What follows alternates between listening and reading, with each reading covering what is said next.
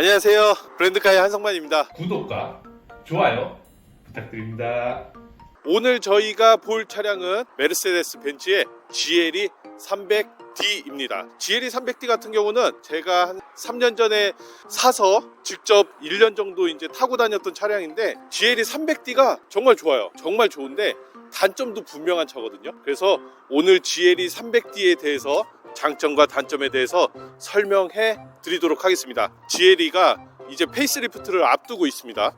디자인은 이미 공개가 되었죠. 그래서 디자인은 요런 식으로 디자인이 됐는데 사실 뭐 크게 별반 다를 게 없어요. 실제로 나오면 사진상으로만 비교하면은 이런 부분 차이가 있구나, 범퍼 모양 이런 것들 차이가 있는데 사실 실제로 길거리에서 돌아다니면 저게 구형인지 신형인지 정말 잘 아시는 분들 빼고는 크게 차이가 없을 것 같아요. 근데 페이스리프트 전에 저희가 이렇게 나와서 차를 보는 이유는 페리가 된 이후에 어떤 게 변화됐는지 한번 다시 느껴보려고 나오게 됐습니다. 자, 전면부 모양은 정말 깔끔하죠. 군더더기는 없지만 요 그릴 모양이 조금 더 예뻤으면 좋았을 것 같아요.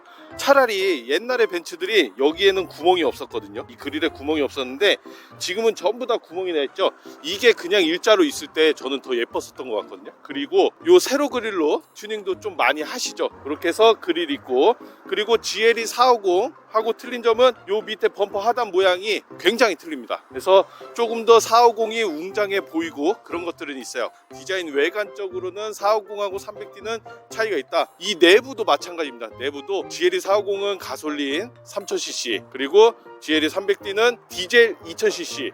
두 개의 파워트레인도 좀 차이가 있죠. 이쪽에 휠 보면은 휠 같은 경우는 20인치 휠이 장착이 돼 있어요. 차체도 큰데 휠도 당연히 크게 웅장하게 들어가 있죠. 이 승차감 자체가 차체 보면은 다른 SUV들하고 다른 게 이 높이 자체가 다릅니다. 타이어 두께도 다르고 이 높이 자체도 다르죠. 조금 출렁거린다는 말이 있거든요.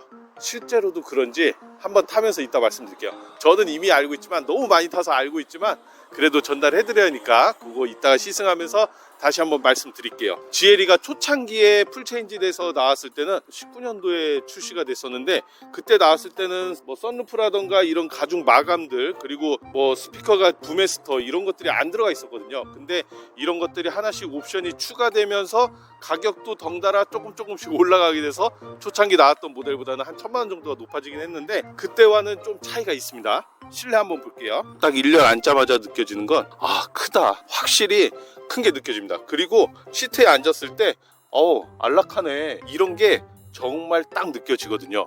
그리고 마감들, 가죽 마감들 이런 거 잘 돼 있는데, 사실 이 가죽 마감은 잘 돼 있는데 이 가죽이 부드러운 가죽은 아니거든요. 그래서 인조 가죽으로 마감이 잘 되어 있긴 하다. 이게 오히려 GV80이 실내 마감이나 이런 거는 더 예뻐 보여요. 저는 GV80 그리고 GLE X5 이런 차량들을 제일 많이 비교를 하시기 때문에, 지난번에 GV80 탔을 때와 비교하면은 마감은 GV80이 조금 더 잘 돼 있다는 그런 느낌을 받고 있습니다. 자, 시동 한번 걸어볼게요.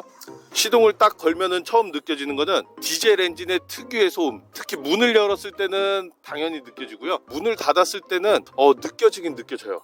그래도 굉장히 조용한 편인데 그래도 디젤이구나 라는 게 조금은 느껴지긴 합니다. 그래서 더 아쉬운 거는 3000cc 디젤이 들어갔으면 좋았을 텐데 왜 이 정도 급의 2000cc 디젤 엔진을 넣었을까? 벤츠에서는 다운그레이드를 시키면서 어쨌든 출력은 2000cc 터보만으로도 충분히 내고 있기 때문에 굳이 우리는 3000cc까지 안 내도 충분하다. 그리고 다른 면세 혜택도 받을 수 있는 기회들이 생기는 차가 이 GLE 차량입니다. 실내는 뭐 정말 군더더기가 없어요. 다른 벤츠들처럼 일체형으로 되어 있고, 아마 페이스리프트가 되면은 요 실내도 조금 변화가 있겠죠. 그 사진은 이렇게 보시면은 변화가 좀 있습니다. 그리고 다른 물리 버튼들이 별로 없어요. 물리 버튼이 거의 없고 요렇게 그냥 나열이 되어 있는데, 자, 계기판하고 내비게이션, 자, 내비게이션하고 계기판하고 요렇게 일체형으로 쫙 돼 있습니다. 그리고 핸들 모양도 원래 일반적인 벤츠 다른 차량들하고 비슷하죠. 그리고 물리 버튼도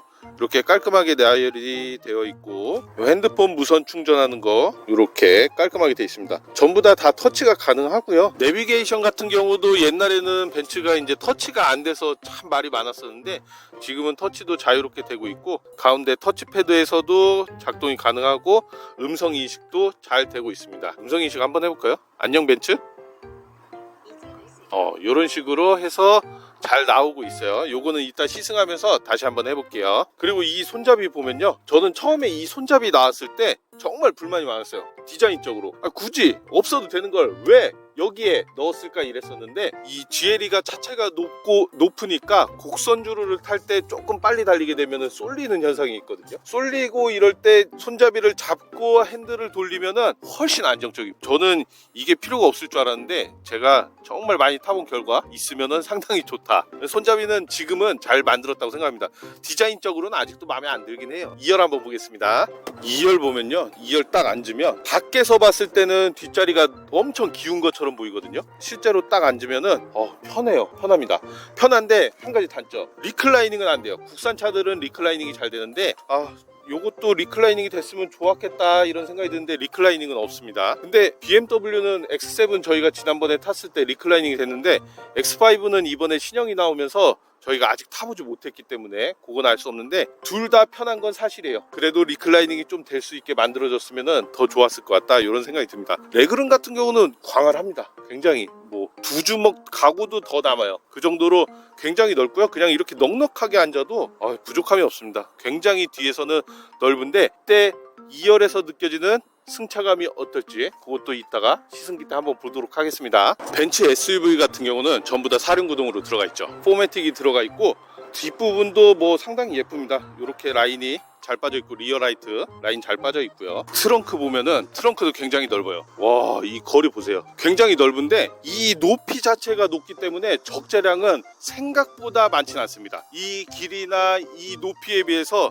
이 차체 자체가 높기 때문에, 만약에 차체가 한 요 정도 내려왔으면은 적재가 더 많이 됐을 텐데 그렇진 않아요. 그래서 제가 캠핑을 다닐 때 GLE 타면은 소렌토하고 짐이 거의 비슷하게 들어가는 거죠. 그래서 소렌토보다 큰데도 짐은 그렇게 많이 안 실린다, 거의 비슷하다, 소렌토랑 비슷하다, 이렇게 느끼시면 좋을 것 같아요.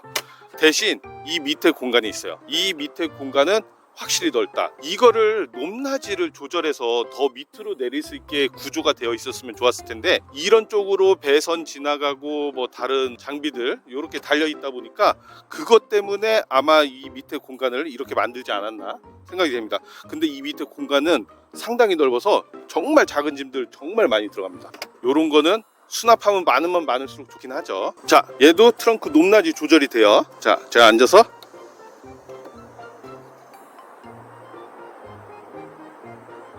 자, 요렇게 트렁크가 내려가는 게 보이시나요? 요렇게 트렁크가 내려가는 게 저는 다리로 느끼고 있는데, 자, 다시 올라가고 있습니다. 이렇게 제가 앉았을 때 다리가 뜨죠.